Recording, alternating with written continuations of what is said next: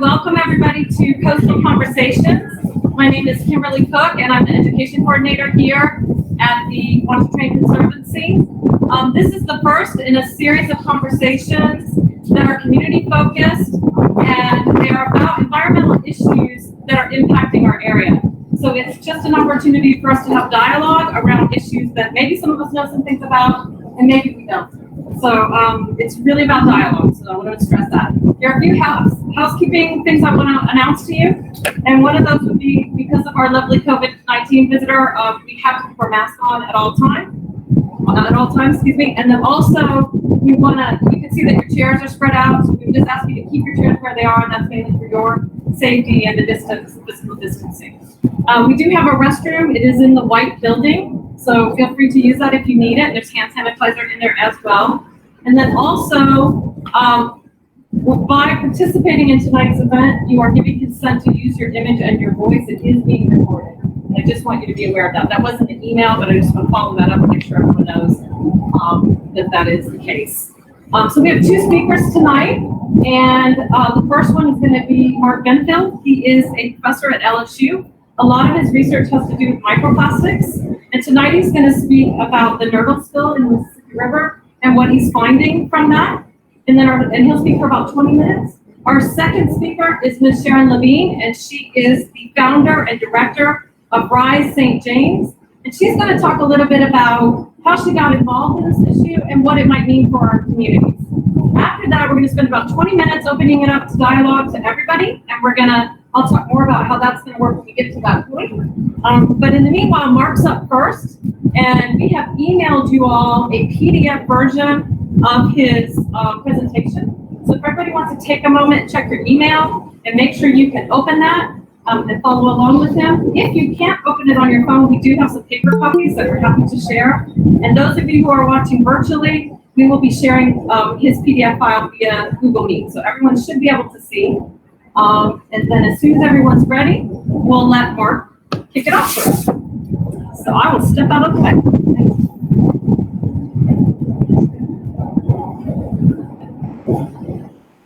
Can you all hear me? Okay, great. Well, thank you all for coming. Before I get started, I want to just acknowledge my co-author, Dr. Elizabeth Marchio. Liz is back there. Liz and I have been spending a lot of time and she's spent even more time than I have on the river, collecting nurdles and documenting their distribution. So I want to talk to you about this spill, and I'm going to give it a name. And I want to acknowledge Jane Patton from No Waste NOLA, who really made the point that this spill has a name, just like the Deepwater Horizon had a name, and it originated from a ship operated by a company called CMA-CMG, the ship was the MV CMA-CMG Bianca.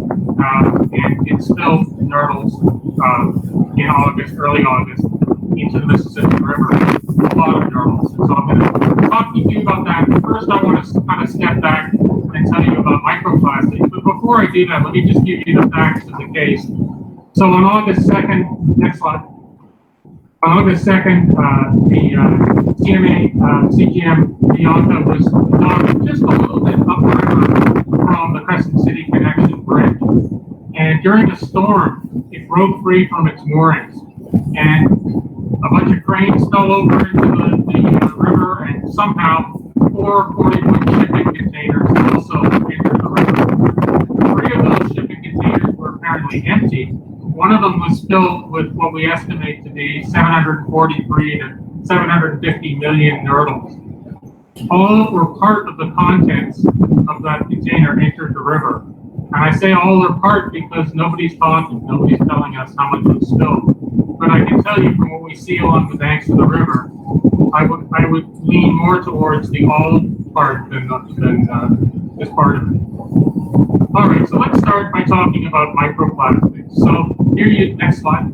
We have a picture of a penny, the head of a penny, the word liberty, and you can see some microbeads in front of that. So microplastics are any plastics that are smaller than 5 millimeters in diameter. So 5 millimeters down to something that you need an electron microscope to see, a nanoplastic particle. And we typically categorize them into 5 categories. So beads or nurdles. Nurdles are raw resin pellets. we'll talk about more in a moment. Beads are microbeads. So for a long time, these were added to cosmetic products. So you might buy a Neutrogena face scrub and you might see little powdered dots in it. Those were polyethylene granules that were used as an abrasive to exfoliate, remove dead skin cells. Another big category are fibers. And so this LSU branded shirt I'm wearing is actually made of plastic. And so when I wash this shirt, during the washing cycle, lots of fibers come off of it, just like glue comes off in your washing machine, and sheds plastic fibers. Fragments are pieces of larger plastics that are broken off. We'll talk about that in a sec. Foams are styrofoams, so pieces of styrofoam material, and then films can be thin sheets, thin pieces of plastic. But again, 5 millimeters or smaller.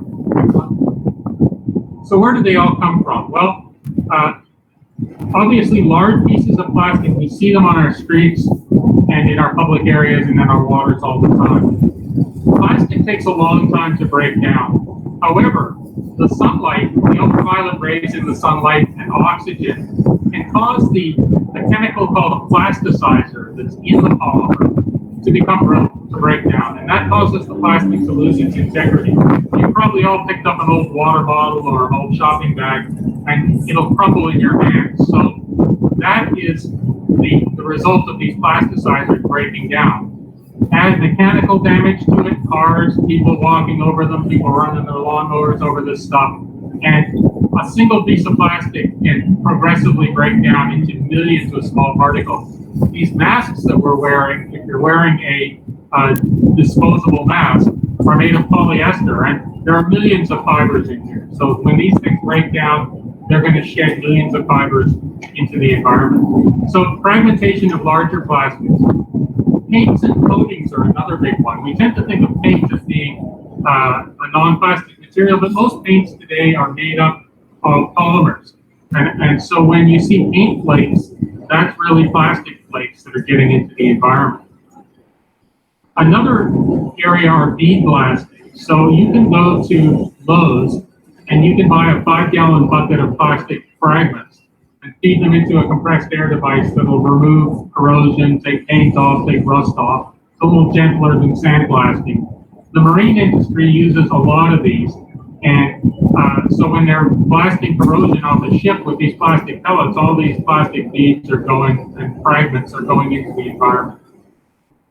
We may not think of tires as being a source of plastic, but tires are really largely made of plastic and rubber. And so there's a lot of complex polymers in rubber, and when you lay a patch of rubber, you're really laying a patch of plastic. When it rains, all that rubber residue on the roads can get into the environment, and scientists are starting to discover that it's responsible for a lot of these nanoparticles of plastic, very, very small, just a few microns in size, plastic particles. I mentioned the fabric, so when you do your laundry, any plastic fabric that you have, which is largely polyethylene terephthalate or nylon or rayon, polyester, those fibers get into the environment. A lot more goes out of your rinse cycle than is actually lost in the dryer. And then personal care products, although President Obama banned these effective 2018, they can still be in prescription products. There are probably still some legacy products out there on people's shelves or for sale in resellers. And there's, washing your face with a product that's got thousands or tens of thousands of these little polyethylene beads puts a lot into the environment.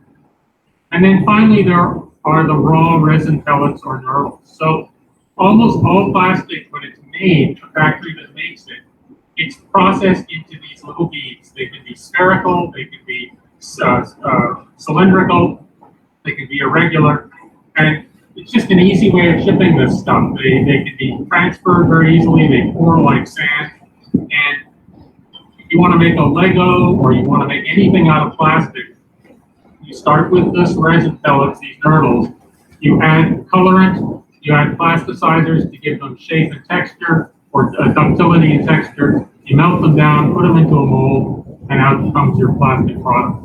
And so, starting at the factory where these things are made, every step of the shipping process, they are sent via hoppers into barges or into trucks, they spill. And these nurdles get into the environment.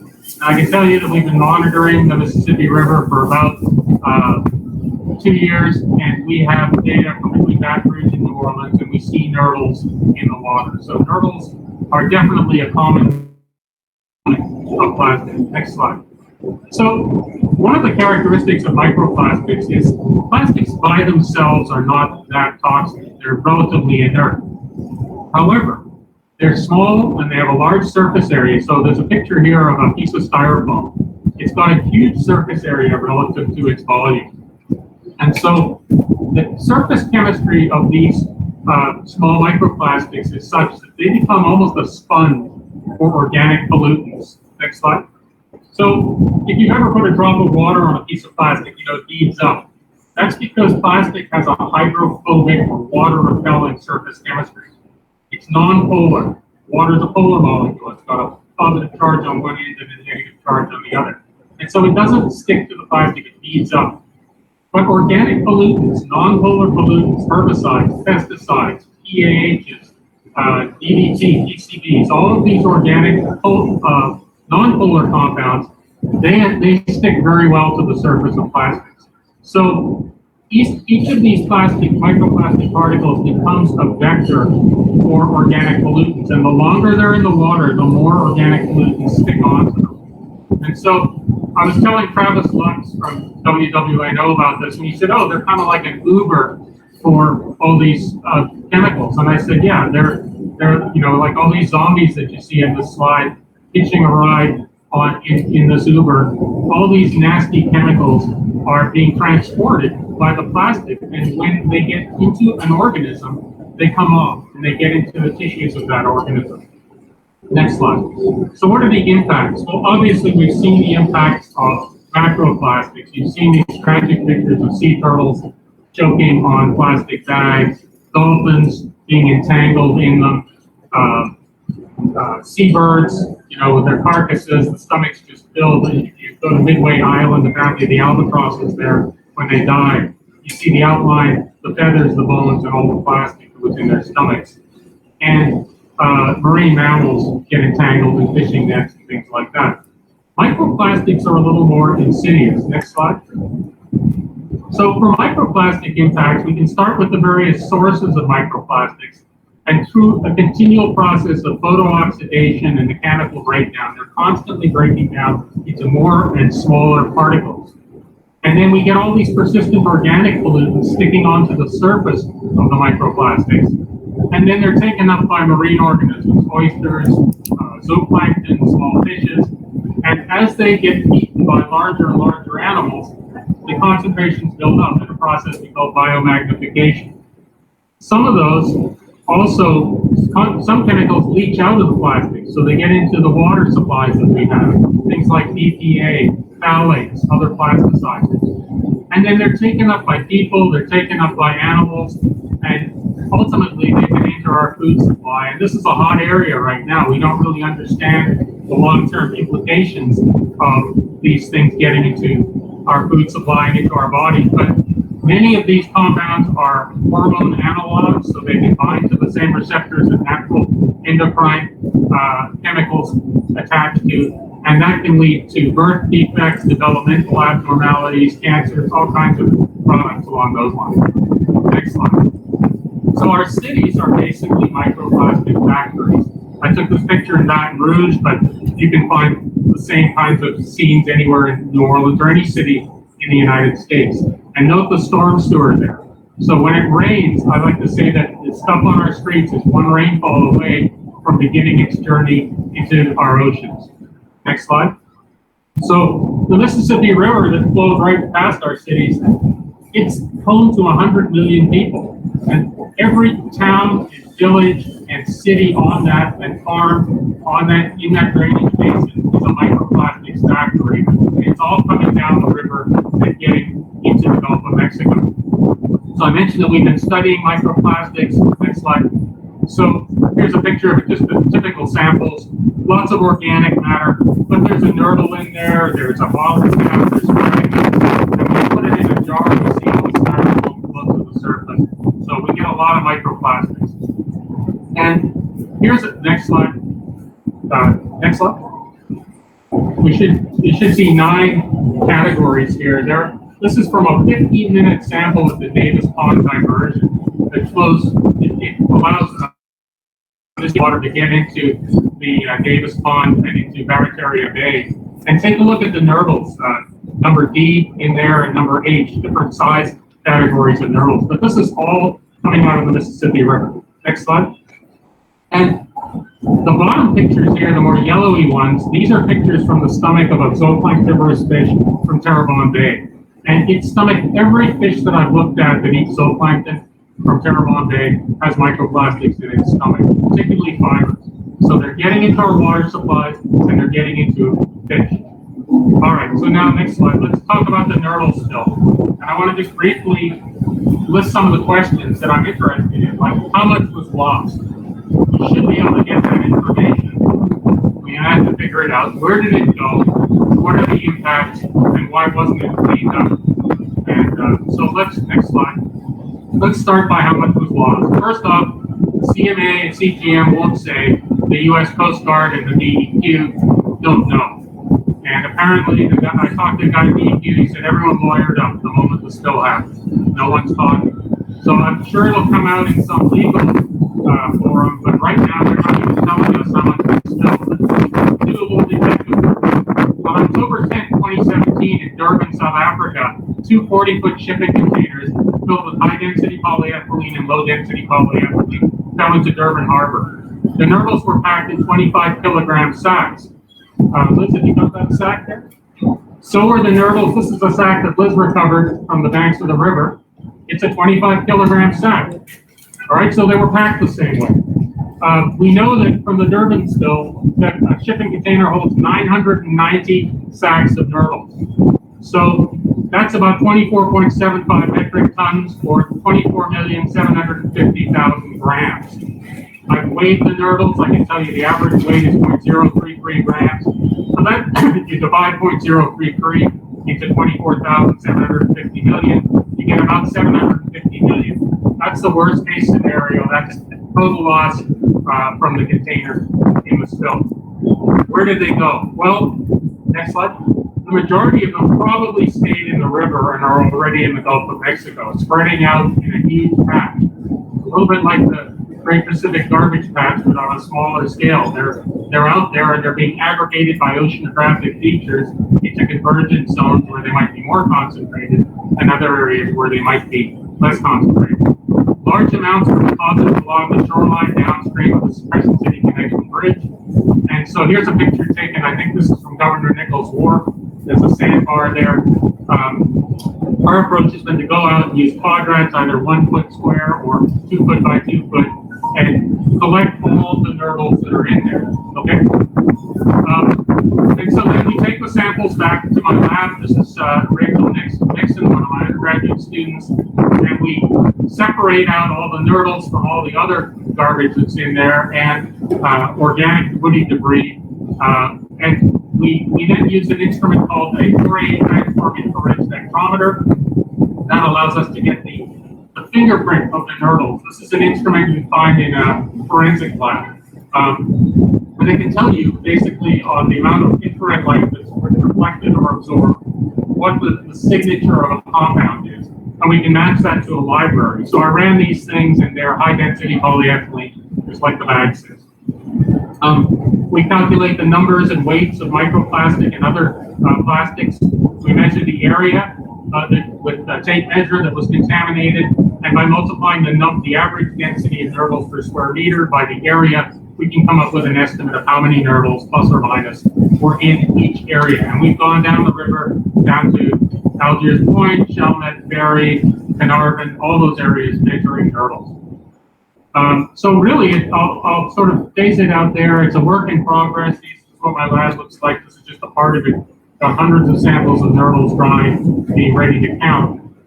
We want to know how much was deposited, what are the rates that it's disappearing from the riverbanks, and then if we can get the data on how much was spilled, we can do some differencing and estimate how much got into the Gulf of Mexico. But I think the more important question is, why was it not cleaned up? Why did the Department of Environmental Quality punt and say it wasn't, they're inert, it's not our problem? Why did the Coast Guard say it's not our problem? Why did it take over 2 weeks and the Court of Public Opinion finally be the vehicle that forced them to start to do something? And so, maybe you guys have some thoughts on that, but I'll stop there. Thank you. Thank you so much, Mark. If you didn't get the PDF and you want it emailed to you, I can do that. I emailed it to folks who were registered, but I'm happy to email it to those who joined us. Thank you. There is one seat up here if anybody would like to move closer to be able to hear. Was everyone able to hear pretty well? Okay, excellent. Okay. So our next speaker is Miss Lavigne, and so I'm going to turn it over to her. Thank you, Ms. Lavigne.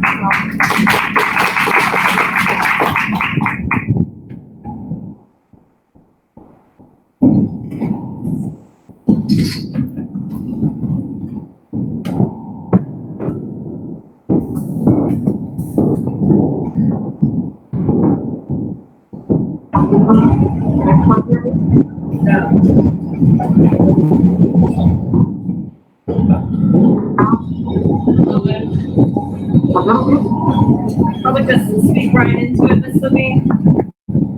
You can even take it off if you want. Take it off of the microphone. Can you hear me now? Yes. My name is Sharon Lavigne. I'm from a small community in St. James Parish.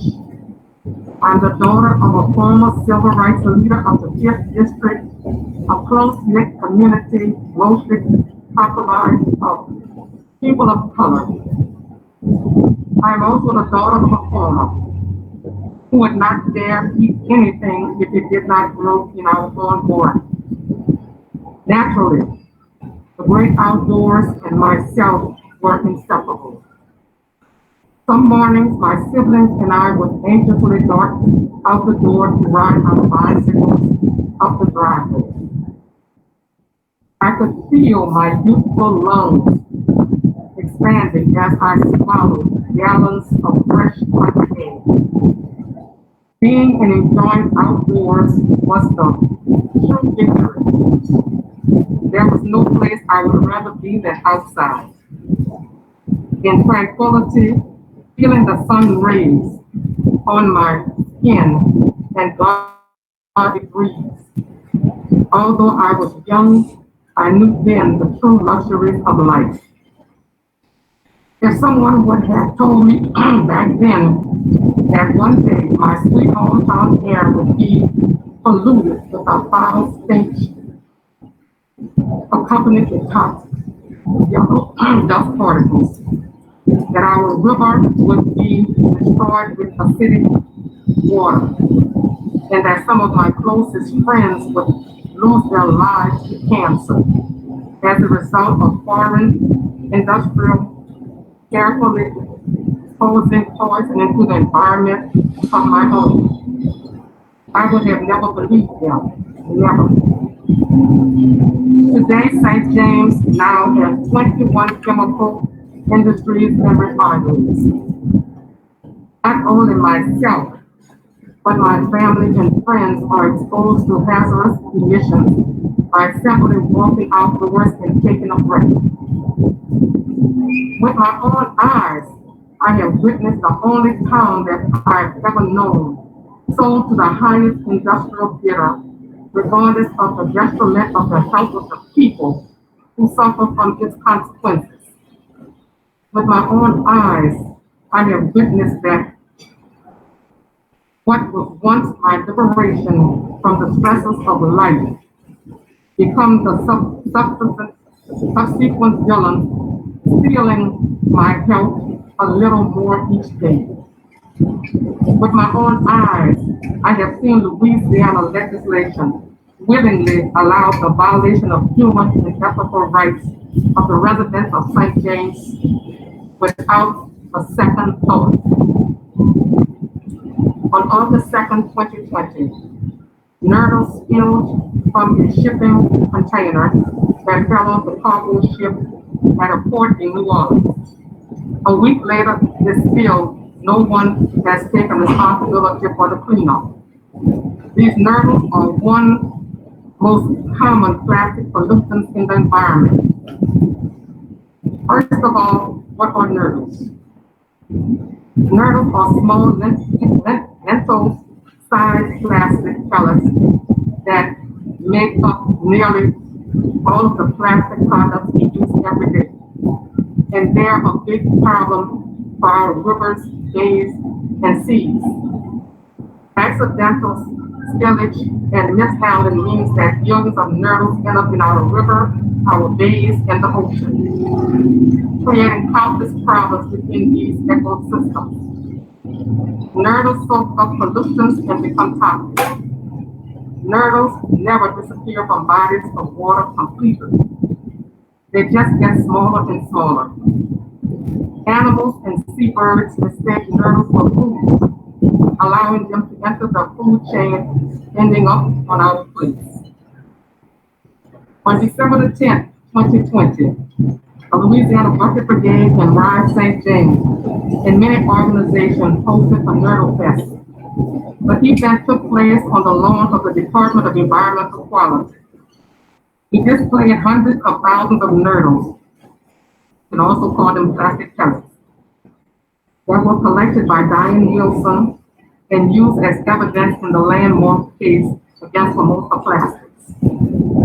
Due to the disastrous pollution of the nurdles into the Texas waterways, Formosa was charged as a serial offender and made a $50 million settlement. Two of our activists delivered 4 boxes of nurdle evidence to the homes of oil, gas, and chemical lobbyists, including Greg Bowser, the president of the Louisiana Chemical Association, which Formosa is part of. The nurdles were contained within a box with a written disclaimer. I find it ironic that 2 activists were charged with terrorism after leaving boxes of nurdle that Diane Wilson pulled from Texas waters and used as evidence in her successful case against Formosa.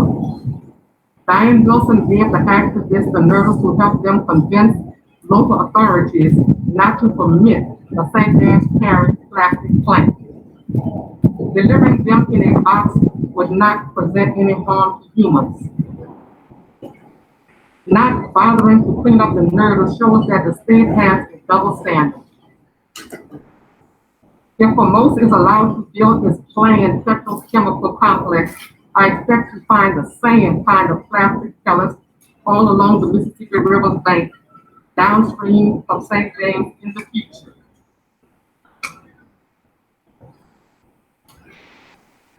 In 2018, when I found out that Governor John L. Edwards approved the $9.4 billion plastic petrochemical plant coming to St. James where I live. We already have 12 in the 5th district where I live. We have 9 in the 4th district, which is across the river. If he allowed this industry to come in, which he already approved without talking to the citizens, he only talked to the local officials. After I found out that he did that to us without even consulting the citizens of St. James, knowing that we have 12 already, he wanted to add another chemical plant into our community. This chemical plant has 14 plants inside the big complex. We already bombarded, we already can't breathe the air, we can't drink the water, we can't plant a garden because our soil is messed up. So how could he allow another industry to come in here and pollute us and poison us, knowing that you're already sick and you're already dying? But he did it, he approved it. The parish council went along with him. We are fighting it, and we're not going to sit down and just let this happen to us. That's why in October 2018, I formed an organization, and I called it Rise St. James. We have members now that are helping us with this fight. We have people all over the world that's helping us with this fight, including our partners, the Louisiana Bucket Brigade. They are big help with us with this fight. They've been teaching us and telling us what to do and helping us do things that we need to have done to fight this fight. And There was another industry that tried to come in on the east bank. It was called One Wow. So by Rise being vigilant and fighting, we packed up and we left. So we're hoping for most will pack up and leave also, because St. James can't take anymore. And I have friends who died of cancer. I have a neighbor on both sides of me who died of cancer. I have people now that are sick with cancer. Some of them have other ailments besides cancer, like asthma and different things, and we are dying. I have issues right now myself, but I thank God I'm still alive and still going on the same thing. We form marches. We write letters to the parish council. We can't get them to budge. We have one or two, but we need at least four, to get a vote. So to rescind the decision that they made to allow for most to come in here. And they also have grave sites on the property. For those who didn't even tell us about the grave sites, we're planning to build on our ancestral graves without alerting parish officials. I say James alerted parish officials, and they have grave sites on the property, but they knew about it like about a year and a half before we found out about it. But they wouldn't bring it to the parish council. All they do is lie, and the parish council believes them. Parish council don't even try to find out what's going on. Brian St. James is finding out a whole lot. Brian St. James is alerting the community to let them know what's going on. And Brian St. James plans to fight any other industry that's coming into St. James. We have another one called YCI from China. This is under construction right now. We don't want to hear what parish council voted it in before Rise was started. And we have another one called South Louisiana Methanol Plant. That was voted in before Rise was started. So we didn't know about all these industries because I was teaching. I'm not gonna lie, I wasn't aware. I didn't read the paper to find out what was coming in here. I trusted our parish officials because we voted them in and we thought that they would protect us. And we found out in 2014 in our area, future industrial. We didn't have a say on it. The 7 parish council members voted this year. They're living in St. James and they still want these chemical plants into our neighborhood. So if we die, they're gonna die too. But they don't seem to realize that. So it must be something they must be doing that invite all these chemical plants in here. I don't want to speculate, but I have an idea. All right, my friends, I stand before you fighting for basic human rights. Clean water, free of toxic waste. Clean air, free of pollutants. This is a human rights issue. This is a freedom rights issue. This is a life or death situation. I am here to put a human face on St. James Parish. I am here to put my heart in the fight of our lives. And that's why we call Rise. We're going to fight for our lives, and we are going to fight until the most of path of the lead. I thank you.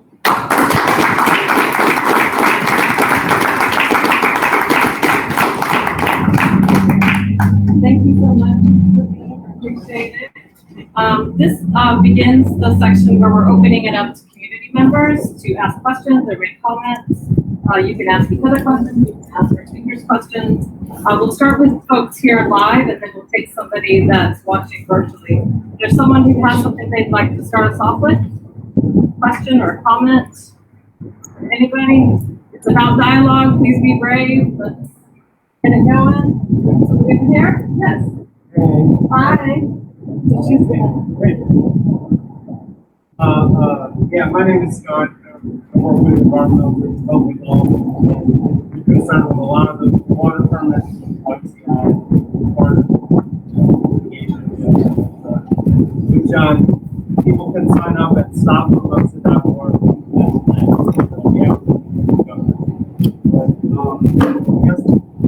I had a question for Mark, and I don't know if you can answer it.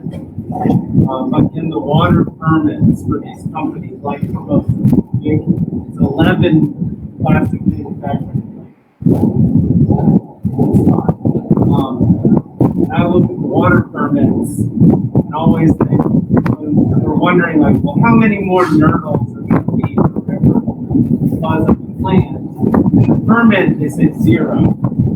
And yet, if you go to Hanville, downstream from Dow, you'll find them all in the river. Are there any studies, or do you have experience, or even a rule of thumb of like how much more of this pollution should we expect to build?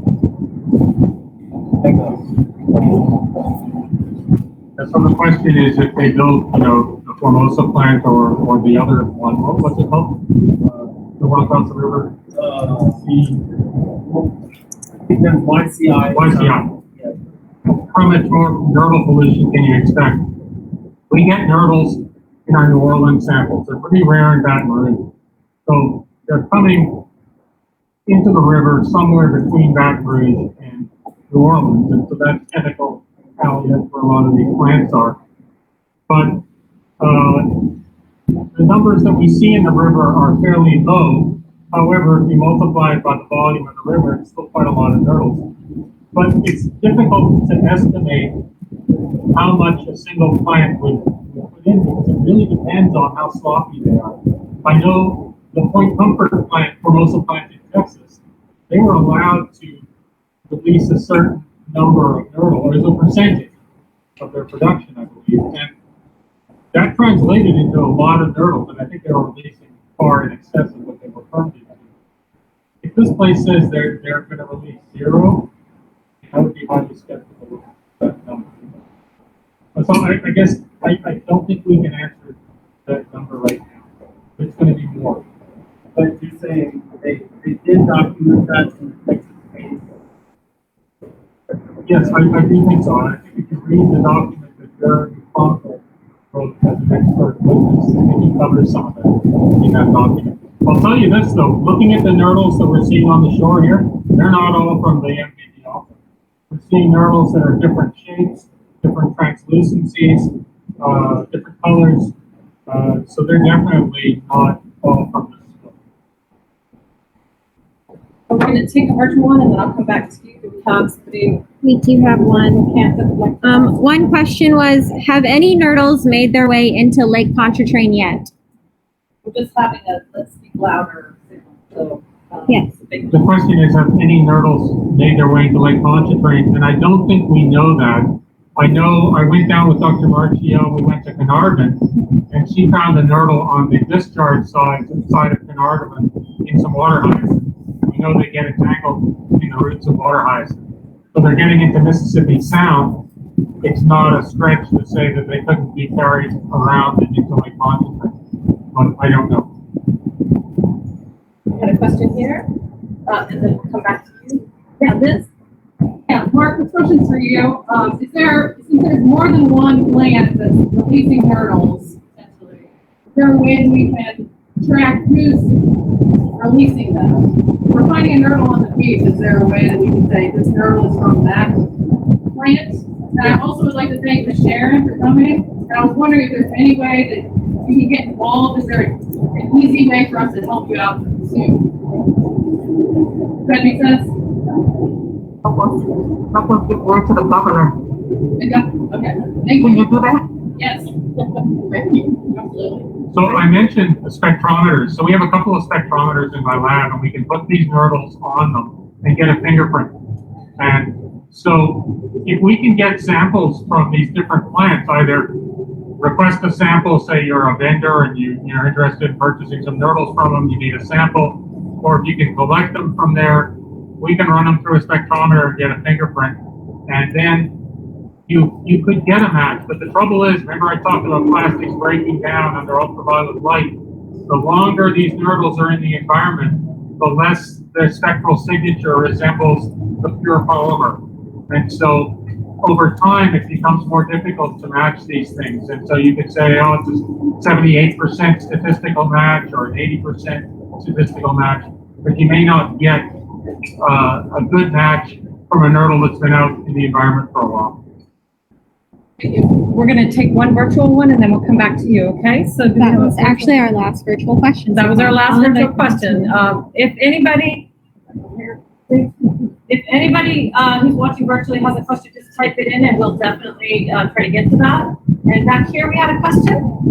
Okay, as the speaker says that these ships will don't get the nurdles and that they sort of fell into the river. I was wondering where would these ships be going? Did you hear, Mark? Yeah, so the question was, where was the cargo going? I don't know if they were offloading the cargo from somewhere else. The ship left for Egypt. That's what it was, its next port of call. I don't know if they were offloading or onloading. If they were made by Dow Chemical. So my guess is they were shipped by rail or barge to the port, transshipped onto the ship, and they were going to go somewhere else. But that's supposition on my part because I don't know. No one will tell us. Do we have another question? Yes. Do we have any virtual questions? Not yet. Okay, go for it. I don't know if you can answer this or you can answer it, but do you have a sense of other states, what they do about plastic pollution, and if, just to compare our state's response with what other states might be? I think the way that you ended it, right, saying LDEQ, just punted, is important for all of us, but of course it doesn't have to be that way. No, I'm not. I've decided after this I need to start reading a little more of the statutory side of the literature because it's not an area that I read. But we know Texas took action, and I think it was a federal case, a Clean Water Act violation, but I'm not 100% certain. I will tell you this, that 160 of these nurdles is the same weight as a polyethylene shopping bag. That's one of the products that are made from them. All right.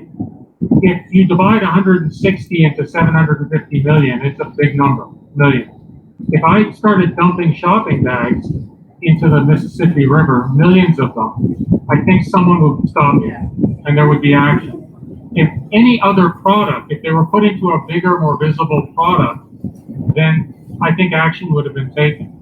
And to say they're inert and then allow them to get into the, well, they didn't allow them to get into the environment, but not take action to try and remove them swiftly, just creates a threat down the road to a whole lot of marine life. These things are the perfect size for a lot of fish to eat. Do we have any virtual questions? Any questions here live? Yes, ma'am. Around town. Do you know where there's something that are No. Mark, can you repeat the question? Yeah, so the question was that a lot of cleanup groups have been observed around town. Do we know what's happening to them? I know, is Haley here? Is Haley here tonight? Yes. So Haley's one of the volunteers. Haley and her husband cleaned up on Algiers Point, and they brought the nurdles here, and we're happy to take them. We'll put them in the lab. We can always use these as a teaching exercise. I can't use 990 sacks of them, but I don't know what people are doing with them. I would just encourage them to hang on to them. I noticed with a hairdryer, you can melt them down. You can make a solid brick of them, but don't put them back in anywhere they can get into the environment. I don't know.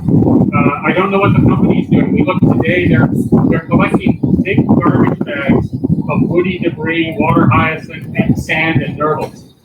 Maybe they're going to weigh those and say, hey, we collected all this weight of nurdles, but the nurdles are just a small fraction of that. But I don't know. That's a good question. What should we do with these nurdles? Is there an artist in New Orleans that can make something out of them? I think you and the Sharon to make the point and say, okay. Yeah. Just don't leave them on any lobbyist's doorstep. Apparently, it's terrorism to do that, but it's okay to leave them all in the river.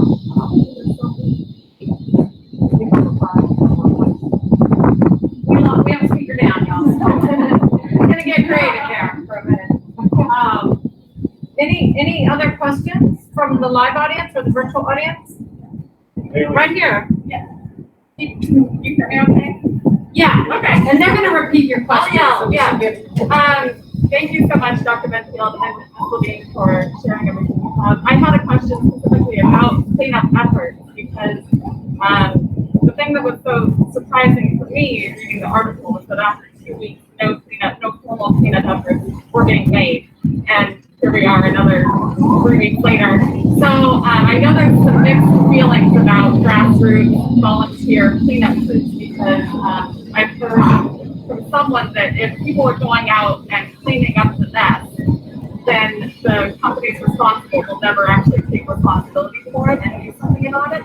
So I'd love to know kind of what your thoughts are on normal citizens going out and volunteering, and kind of what, if that helps or hurts the overall cause. Did y'all hear her? Yeah, I did. I'll have to repeat the question. And What we think about, go ahead. what do we think about citizens engaging in cleanups, particularly since the responsibility for the cleanup should be for the company? How do we feel about that? I have some thoughts about that, but I'm going to defer to my co-speaker first. I think we should find the person who stopped them in the water. And make them responsible for the cleanup. Why should you have to clean up something that get messed up? I agree. I will say this.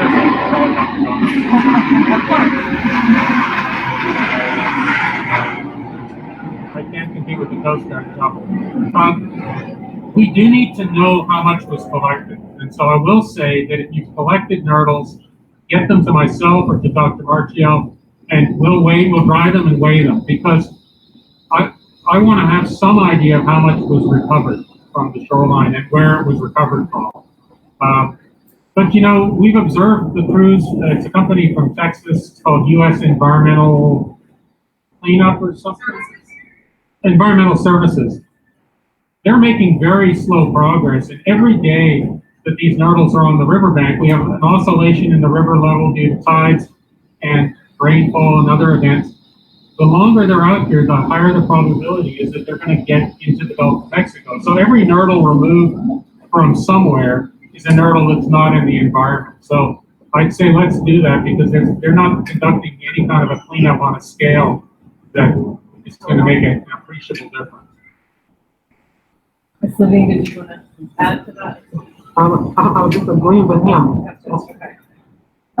Do we have a virtual question? No, our virtual audience is quiet. They really do exist, y'all who are here, but you have a question.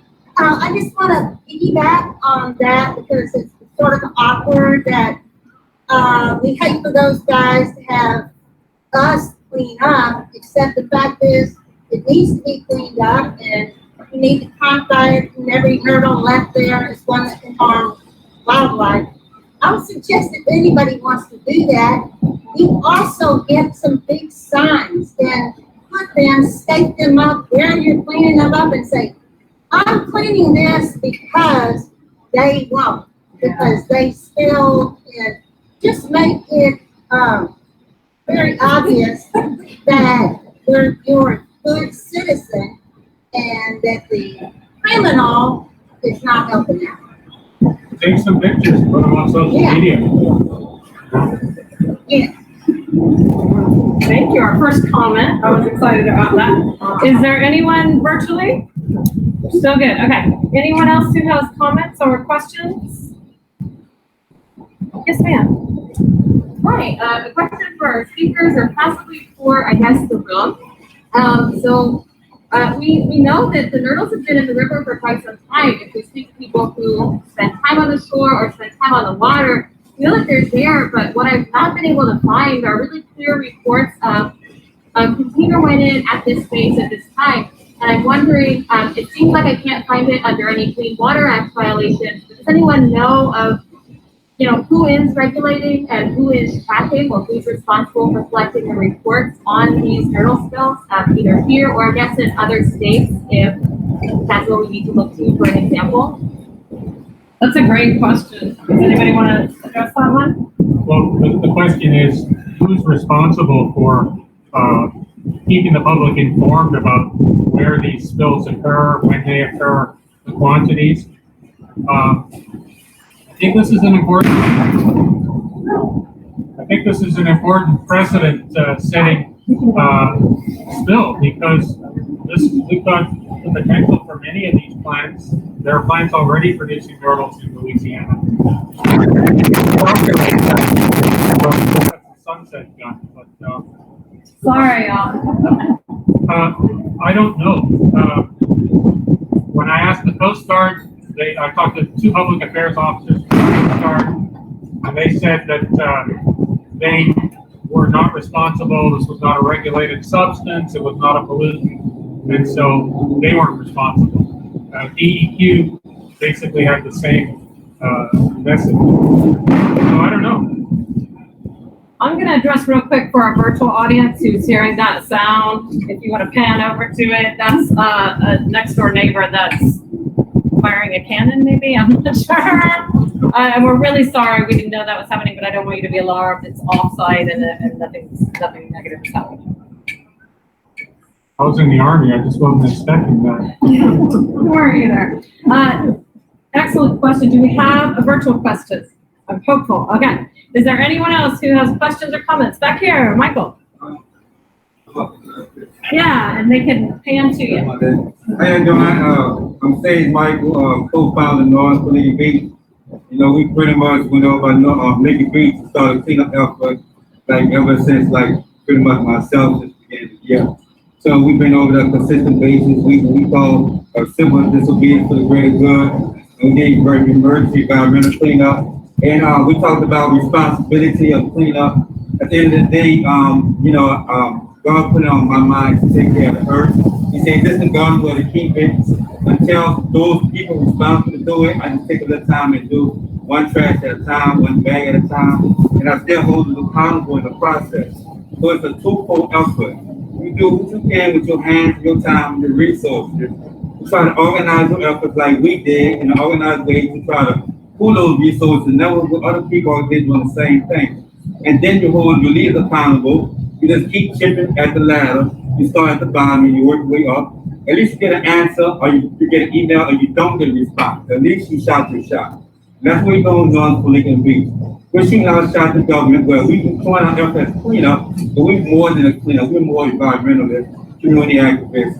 We're what our culture together, wildlife restoration, coast restoration. So environmentalists and microplastics to the atom of it, it goes down to us doing our little part that goes to the big part like this, what y'all doing right now, educating people on the science behind it all and why it matters. And we have something we call clean up and chill on a regular basis in the community. And Kimberly, you probably Kimberly came by and educated us on different things that don't break down in the environment that leads to Lake Pontchartrain, that leads to water. I appreciate that collaboration. So I appreciate how this goes to small plastic bags and how we can reduce our waste with our purchases. Simple purchases, how we learned that, So I think it starts with self and what you can do with your friends around you in your own block, and then just hold your leaders accountable. It's real simple. Thank you. Do we have any, so we're almost done with the community section, just warming up. Do we have any virtual questions? Okay, any other comments or questions here live? Yes. Is there only you've spoken, so I just want to make sure, is there anyone else? Okay, go for it. Sorry, just trying to make sure everybody gets through. I was gonna respond, I think, to what people were saying, like, it's not my job. But I know as environmentalists in Louisiana, a bunch of us, and we were called the Taylor oil spill that was going on for years out the Gulf. And it was, they were liable for it, and they didn't do any response. But it took just, they said it wasn't recoverable, that it wasn't visible. We kept reporting it until the government saw that it was visible, was clean upable. It took a long time, way too long, but that's the debate. Right now, there's US, ES, they're in control of what's recoverable. So the government is taking them at their word for how much they can recover. But it's really upon us as citizens to show the government that company can do a much better job. So I would just encourage you to not only pick up Nurdles, from the minutes so we can count them, but also keep track of how long it takes you. But we can do so much more than what these companies are giving to us. Let's talk later about doing these weeks. I'm about to promote Beach Street. Yeah. Excellent, nice segue. Okay. I'll just add one comment. I'd like to comment on what Scott said, and that is, once the genie is out of the bottle, or once the nurdles are out of the bag, it's really hard to get them back in. This river has a very complex shoreline, a lot of rock and riprap and vegetation, and it's extremely difficult to get the nurdles out of there once they're in there. So really, obviously, we statistically will have incidents like this, but we really need to put pressure on regulatory agencies and industry to make the probability of these events extremely small. Maybe nurdles shouldn't be shipped in 50-pound sacks jammed into a typical mold. Maybe there's a more secure way to ship them. On that note, thank you. I want to, it's hard to wrap it up because everybody has such great input. I want to thank Ms. Lavigne and Mark for speaking. I want to thank all of you for attending and contributing. And those of you at home, thank you so much. I want to tell you that this is a series. So the next one is October 14th. It's on HABs, which is harmful algal bloom. So that's the green stuff you see in the water. So if you've ever wondered what that is or whether it's harmful, I recommend that you sign up for that one. And when you're going to look for that is I'm going to send you a follow-up email. If you are here and you did not register, I'm going to ask you to email me either through the Gift Pulse event where you saw, or you can leave your email with Olivia. She's right back here. And we can email you the PDF from Mark. We can also email you information about things we talked about, but also about the next conversation. So please do look it up. I'd love to see you there. And then in November, the topic is going to be the rapid intensification of storms. So look for that. It's the tail end of hurricane season, so that should be interesting. And then we're trying to book another one that I don't want to tell you yet until it's absolutely certain, but I'm very excited about it, and that would be December. Also, I want to give you a couple of action items that you can get involved. You've heard some here, but I want to give you some other ones. And I think Mark had just mentioned Beach Week. So we sponsor yearly pickup, basically, called Beach Week. It's on the 19th of September. It is on our website at scienceforourcoast.org, but it will also be in that follow-up email in the survey. Please give us feedback on how this went, what was good, what needs to be fixed, etc.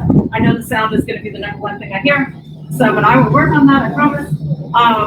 But so that event, Beach Sweep, is socially distanced, it's on your own, and you're basically taking trash out of the environment that will eventually become microplastics in our waterways. So please do look up Beach Sweep. It's a great way to get involved in our communities. The other one I want to tell you about, and I'm going to introduce Dr. Skaggs here in a minute, is our, it's called LAMPS, and it has to do, we're just now opening it back up because of COVID, but we have equipment here, and you can become community scientists. So you can actually take water samples and come back here and look for microplastics, like Mark was mentioning, microfibers, for instance, some of the smaller things, not nurdles necessarily, and also algae. So I'm going to let Dr. Skaggs speak about that. If you have to leave, we did say 6 o'clock. It is 6 o'clock. It's fine to go ahead and head out. But if you'd like to hear more about the LAMPS program, Dr. Skaggs is going to come up. He's our head of water quality, and I'm going to welcome him now and just thank all of you for coming.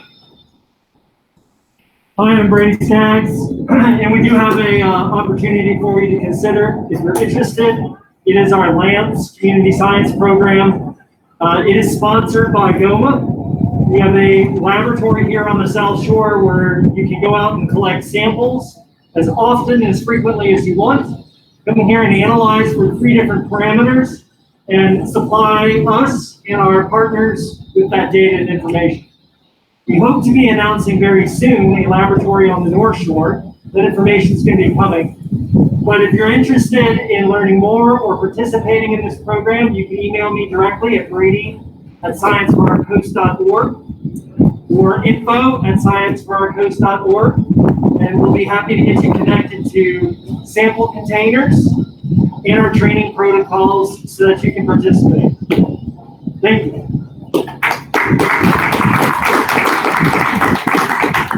So I just got information that a Nurdle cleanup is coming together. I will include that information in the email. So please do give your information to me if you want to be part of that as well. I believe it's at the same time as Beach Week, so they're trying to sort of fold it into Beach Week. But if you want to clean up little plastics versus bigger plastics, have some options. So again, thank you everybody for coming. Thank you for honoring the COVID-19 protocols we had in place. I appreciate that. We wanted everyone to feel safe while they were here, and I hope we did. And I just want to again thank you all so much. They drove a long, long way. I just want you all to know that. So let's give a big round of applause.